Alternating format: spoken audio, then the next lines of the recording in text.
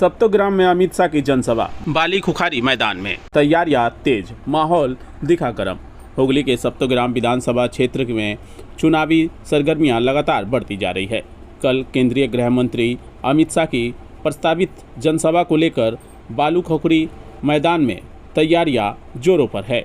भाजपा प्रत्याशी स्वराज घोष के समर्थन में आयोजित इस सभा के लिए मंच निर्माण, ब्रेकेडिंग और साउंड सिस्टम समेत सभी व्यवस्थाएं तेजी से पूरी की जा रही है।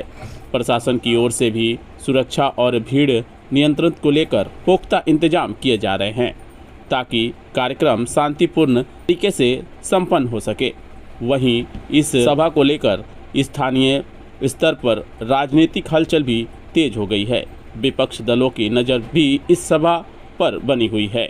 अब देखना होगा कि इस जनसभा का चुनावी माहौल पर क्या असर पड़ता है, क्योंकि बड़ी संख्या में लोगों के जुटने की संभावना जताई जा रही है। वहीं पर दूसरी पार्टियां भी अपने अपने तौर पर अलग अलग ढंग से प्रचार कर रही है।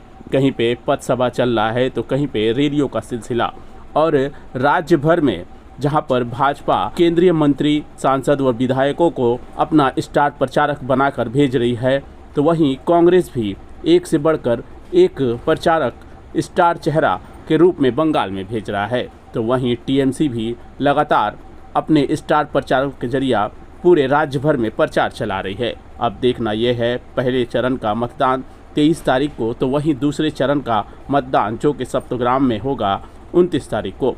अब देखना यह है कि इस चुनावी माहौल में क्या रंग होता है। आइए देख लेते हैं इन तैयारियों के बीच क्या कुछ कहा लोगों ने। पूरी खबर न्यूज़ लाइन भारत के माध्यम से।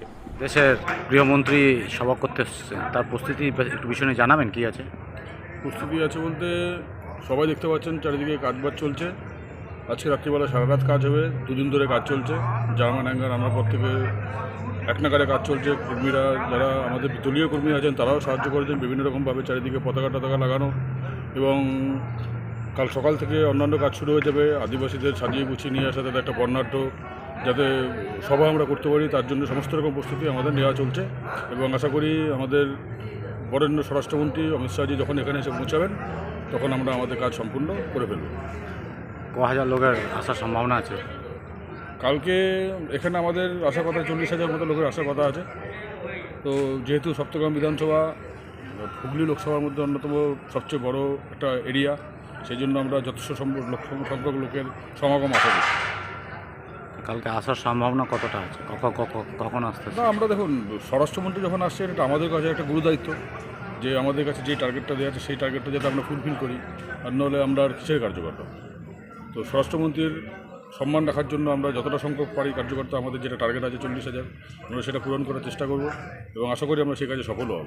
কারণ বিজেপি জিতছে এই মুহূর্তে, আশা করি আমাদের কাছে মানুষের সমর্থনের অভাব নেই এবং মানুষ যথেষ্ট সংখ্যায় এখানে আসবেন। কী মনে করছেন সপ্তগ্রাম বিধানসভার? সপ্তগ্রাম বিধানসভা ওভার, ডান অ্যান্ড ডাস্টেড। স্বরাজ ঘোষ জিতে বসে আছেন।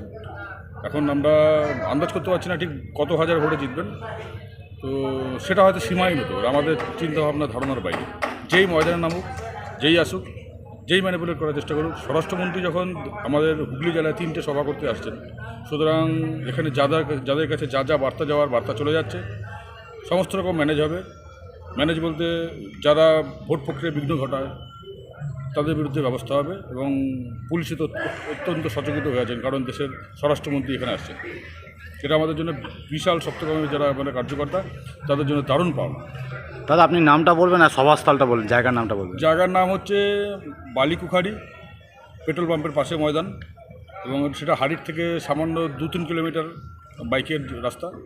আর আমার নাম হচ্ছে শ্রী শুভজিৎ ভাওয়াল, আমি সবার জনসভা প্রমুখ আছি, পাবলিক মিটিংয়ের আমি ইনচার্জ। দীর্ঘদিনের কার্যকর্তা, 30 বছরের কার্যকর্তা। আমি নিজেও খুব উচ্ছ্বসিত হয়ে আছি যে আমার কার্যকর্তা 30 বছর যখন বয়স, সেই সময় বিজেপি ক্ষমতা আসছে, বিজেপি ক্ষমতা এসে গেছে। ধন্যবাদ।